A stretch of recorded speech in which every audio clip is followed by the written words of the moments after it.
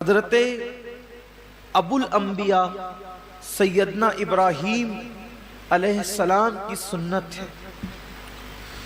ویسے تو جب سے اللہ تعالیٰ نے حضرت انسان کو پیدا کیا ہے اسی دن سے قربانی کا سلسلہ ہے، اور یہ جو قربانی ہے گویا کہ یہ بندوں کا امتحان ہے، اللہ کی طرف سے بندوں کا امتحان ہے کہ بندہ جان، مال اور اولاد میں ان سے زیادہ پیار کرتا ہے یا مجھ سے زیادہ پیار کرتا ہے۔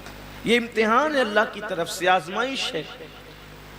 قربانی کے متعلق سوال ہوا جب اللہ کے رسول صلی اللہ علیہ وآلہ وسلم سے کہ یا رسول اللہ صلی اللہ علیہ وآلہ وسلم یہ قربانی کیا ہے؟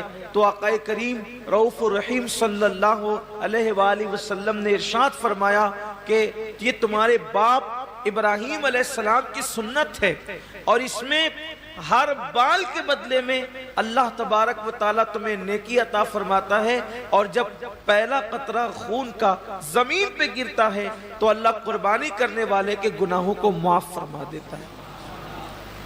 یہ تو آپ سنتے ہیں، بار بار سنتے ہی رہتے ہیں، لیکن جو آیہ کریمہ قربانی کے موقع پہ پڑھی جاتی ہے، جو آیہ کریمہ قربانی کے موقع پڑھی جاتی ہے، اللہ اپنے حبیب سے فرماتے ہیں قل ان صلاتی ونسکی ومحیای ومماتی للہ رب العالمین۔ اے محبوب آپ فرما دیں کہ میری نماز، میری قربانیاں، حتیٰ کہ میرا جینا اور میرا مرنا سب اللہ کے لیے۔ اصل بات یہ آتی ہے اس دور میں کہ قربانی اللہ کے لیے ہونا چاہیے، قربانی بلکہ قربانی ہی نہیں، ہر کام اللہ کے لیے ہونا چاہیے۔ لیکن کل تک شادیوں میں دکھاوا تھا، کل تک ظاہری اعمال میں دکھاوا تھا، اور اب لوگوں کے یہاں عبادت میں بھی دکھاوا پیدا ہو گیا، اور خاص طور پر قربانی کے موقع پر یہ چیزیں زیادہ دیکھنے میں آتی ہے کہ لوگ دکھاوا زیادہ کرتے ہیں،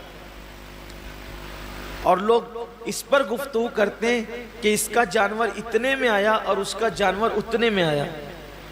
آپ جانور کتنے کا لاتے ہیں یہ اللہ کے نزدیک اہم نہیں ہے، آپ جانور کتنے کا لاتے ہیں یہ اللہ کے نزدیک اہم نہیں ہے، آپ جانور کیوں لا رہے ہیں یہ اللہ کے نزدیک اہم ہے۔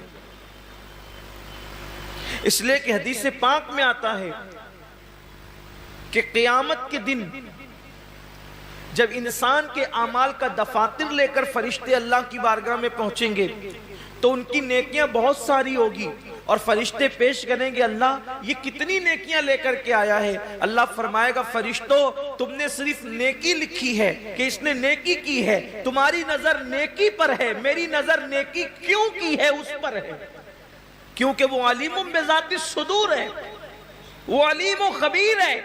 اللہ فرماتا ہے کہ اس نے کیا کیوں ہے، اس پر میری نظر ہے۔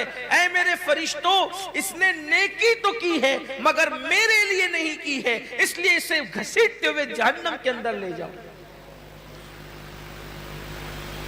انسان کتنا لگا رہا ہے یہ قیمتی نہیں ہے، کیوں لگا رہا ہے؟ للہ رب العالمین، اللہ کے لیے ہونا چاہیے۔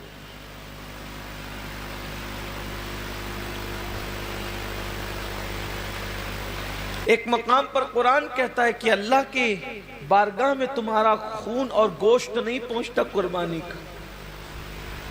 سورہ حج میں اللہ کا ارشاد ہے کہ تمہارا گوشت اور خون اللہ تک نہیں پہنچتا، اللہ تک تو تمہاری دلوں کی نیتیں پہنچتی ہیں، تمہارے دلوں کا تقوی پہنچتا ہے۔ میرے پیارے آقا صلی اللہ علیہ وسلم کے پیارے دیوانوں، آج کل قربانی اللہ ماشاءاللہ اس لیے بھی لوگ کرتے ہیں کہ گوشت کھانے ملے گا۔ گوشت تو ملنا ہی ملنا ہے، گوشت نے جانا کہاں ہے؟ گوشت جائے گا کہاں؟ گوشت تو کھانے، لیکن نیت تو اچھی کرو۔ ہمارے بزرگوں نے فرمایا کہ اعمال سیکھنے سے پہلے اعمال کی نیت سیکھا کرو، اس لیے کہ مومن کی نیت اس کے عمل سے افضل ہے۔ نیت المؤمن خیر من عملہ، مومن کی نیت اس کے عمل سے افضل ہے۔ آپ نے کبھی سوچا کہ ایک کافر 20 سال کفر کر رہا ہے، پھر بھی وہ قیامت تک جہنم میں، 20 سال ہی نہیں بلکہ سال بھر بھی کفر کرے تو بھی جہنم میں، 6 مہینہ بھی کافر رہے تو بھی جہنم، اسی حالت پہ مرا تو جہنم میں، ایک دن بھی کفر کیا اور وہ کفر پہ مرا تو جہنم میں کیوں ہے؟ اور مومن ایک دن مومن ہے اور ایمان پہ خاتمہ ہوا تو جنت میں کیوں ہے؟ عمل کی وجہ سے نہیں بلکہ نیت کی وجہ سے۔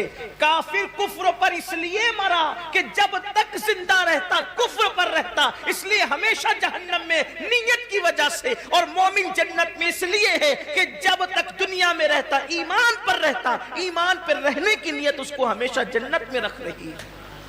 یہ انسان کی نیت کی اہمیت ہے، یہ انسان کی نیت کی اہمیت ہے کہ رہا تو ایک دن ایمان پر مگر نیت بھی ہمیشہ ایمان پر رہے گا، اس لیے ہمیشہ کی ایمان پر رہنے کی نیت اس کو ہمیشہ جنت میں رکھے گی، اور اس کو ہمیشہ کفر پر رہنے کی نیت اس کو ہمیشہ جہنم کے اندر رکھے گی۔ پتہ چلا کہ نیتوں پر اجر ملتا ہے، تو آج مومنوں کو، مسلمانوں کو نیت درست کرنے کی۔